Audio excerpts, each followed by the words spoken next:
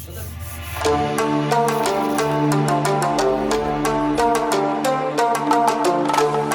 मिट्टी।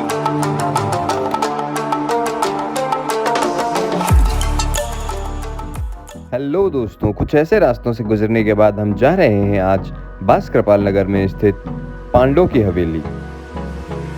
यह हवेली किशनगढ़ बास तहसील में मौजूद है। यह हवेली लगभग 200 साल पुरानी है और लगभग 47 सालों से यह हवेली बिल्कुल बंद पड़ी है। तो आइए आज हम इसके अंदर चलते हैं और देखते हैं पुराने समय की हवेली। अंदर प्रवेश करने पर सर्वप्रथम हमें यह डायरी देखने को मिली, जो खोलने पर हमें पता चला कि यह सन 1975 की डायरी है। इस डायरी और कुछ और कागज़ यहाँ देखने के बाद यह अंदाज़ा लगा कि यह हवेली लगभग 47 वर्ष पूर्व बंद हो चुकी है। यहाँ पहला चौक कुछ इस तरह का दिखाई पड़ता है, जिसकी मरम्मत शायद कुछ साल पहले ही की गई है। इस प्रथम चौक में यहाँ 7 कमरे मौजूद हैं। तो आइए एक एक कमरे का मुआयना करते हैं और देखते हैं क्या कुछ मिलता है आखिर इन पुराने कमरों में। कुछ इस तरह की दीवारें हैं जो कि पत्थरों से बनी हुई है। अंदर आने पर कुछ टूटी खाटें, कुछ तस्वीरें जैसा कि आप देख सकते हैं, और यह पुराने समय की कुर्सियां देखने को मिली जो कि बहुत ही अच्छी हालत में थी। आगे आने पर हमें कुछ इस तरह का ये रस्सी से टका हुआ बर्तन मिला, जिसमें पुराने समय में शायद दूध या ऐसा ही कुछ सामान रखा करते थे। आगे आने पर यह एक अटैची देखने को मिली, जिसमें शायद कुछ भी नहीं था। यहाँ कुछ भगवानों की तस्वीरें देखने को मिली जो कि बहुत ही अच्छी हालत में थी। यहाँ कुछ कपड़े जो कि शायद 47 वर्षों से ही पड़े हुए हैं। इस खाट की हालत आप देख सकते हैं, पर लकड़ी आज भी मजबूत है। यहाँ कुछ अजीबोगरीब तरह का पुराने समय का रोशनदान देखने को मिला, जो शायद पत्थर के सरकाने से बंद हुआ करता था। यहाँ कुछ बोतलें हैं जो कि वर्षों पुरानी हैं। इस कमरे में कुछ अलग देखने को नहीं मिला। तो आइए कुछ अलग सामान की खोज में हम दूसरे कमरे की ओर चलते हैं। उससे पहले आपको बता दें कि यह हवेली 5 भाइयों की हवेली थी, जिसके कारण इस हवेली का नाम पंडों की हवेली या पांडवों की हवेली पड़ा। यहाँ कुछ पुराने समय के इस तरह के चेयर देख सकते हैं, जो कि बहुत ही अच्छी हालत में है। काफ़ी मजबूत चेयर है ये।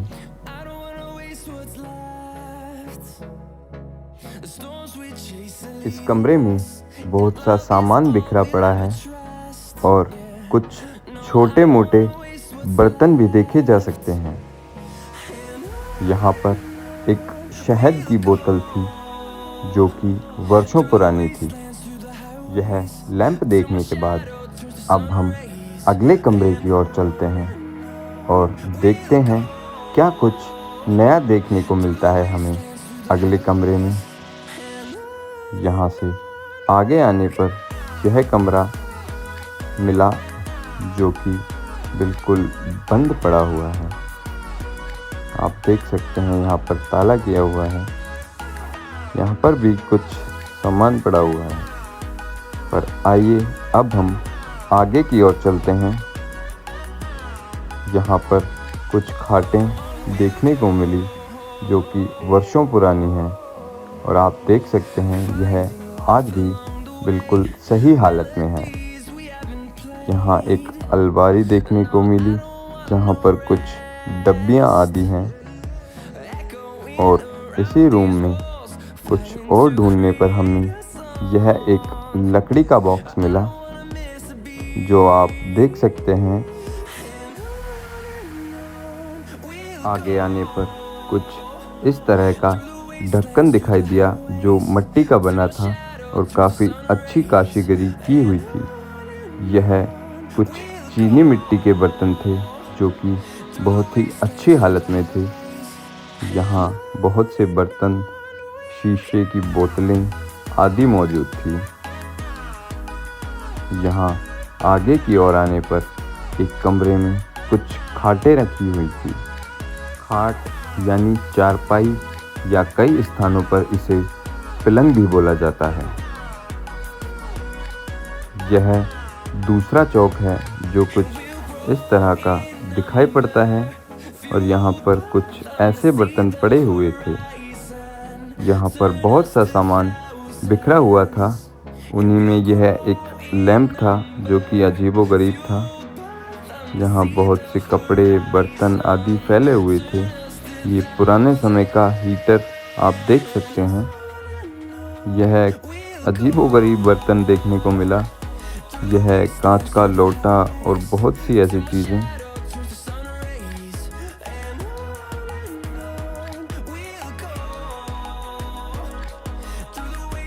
यह स्थान इस हवेली का रसोई घर था, क्योंकि इस स्थान पर बहुत से बर्तन देखने को मिले। आप यहाँ देख सकते हैं चाकी, पुराने समय की, और बहुत से ऐसे बर्तन। ये आप देख सकते हैं बहुत ही अच्छी हालत में यहाँ पर हमें देखने को मिला।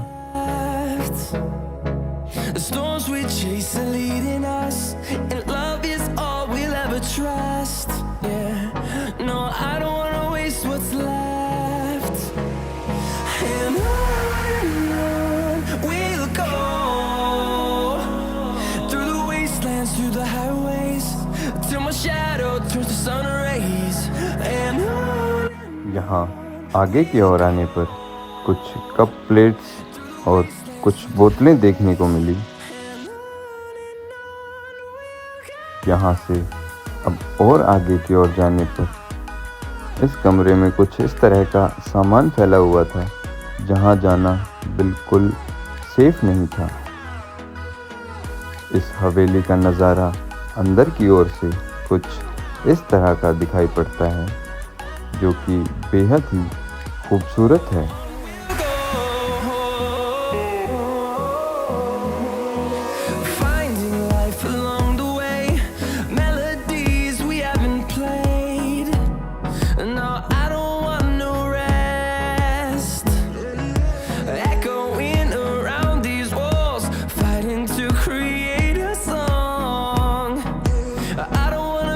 यह हवेली एक 2 मंजिला इमारत है। यहाँ अंदर की ओर एक बहुत ही बड़ी कुर्सी देखने को मिली। यह लगभग 8 फीट चौड़ी थी। देखने में बहुत ही खूबसूरत लग रही थी यह। आगे की ओर आने पर यह पुराने समय का निब वाला शाही का पैन था, जो कि वर्तमान में बहुत ही बेकार हालत में था। आप ध्यान से देखेंगे तो ही पता लगा सकते हैं। जो चीज़ हमने जहाँ से ली वह सामान वहीं वापस रख दिया।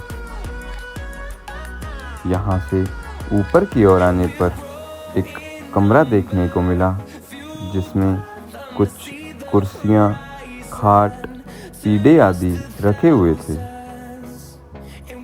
यहाँ पर बहुत सा सामान रखा हुआ था, जो कि बहुत ही अच्छी हालत में था। यहाँ पर कुछ इस तरह का कप सेट वगैरह भी रखे हुए थे, आप देख सकते हैं। और ये बहुत ही अच्छी हालत में और बहुत ही मजबूत लग रहे थे। आगे की ओर कुछ भगवानों की तस्वीरें देखने को मिली, जो कि कुछ इस तरह की थी। यहाँ बाहर की ओर आने पर आप यहाँ का नज़ारा देख सकते हैं, कुछ इस तरह का है, बेहद ही खूबसूरत। यह हवेली कुछ इस तरह की दिखाई पड़ती है। यह दूसरा चौक है और इसी के पीछे की ओर यह पहला चौक है जहाँ से प्रवेश किया जाता है। तो आइए अब हम आगे की ओर चलते हैं। यहाँ आगे की ओर आने पर एक कमरा दिखाई देता है जिसमें कुछ छोटे मोटे टूल पड़े हुए थे। आगे की ओर आने पर यहाँ एक और कमरा था जिसमें ऊपर की ओर छत नहीं थी। देखने में बहुत ही खूबसूरत और सुकून प्रदान करने वाला स्थान था यह। यहाँ लकड़ी के बहुत से सामान देखने को मिले, जो कि आप देख सकते हैं। यह पुराने समय का कुछ देखने को मिला, जिसका नाम अगर आप जानते हैं तो कमेंट करके ज़रूर बताएं इसका नाम क्या है। यहाँ आगे की ओर चलने पर एक और देखने को मिला ऐसा ही कुछ। यहाँ जो कमरे मौजूद हैं वो बिल्कुल खाली हैं। इन कमरों में कुछ भी नहीं है।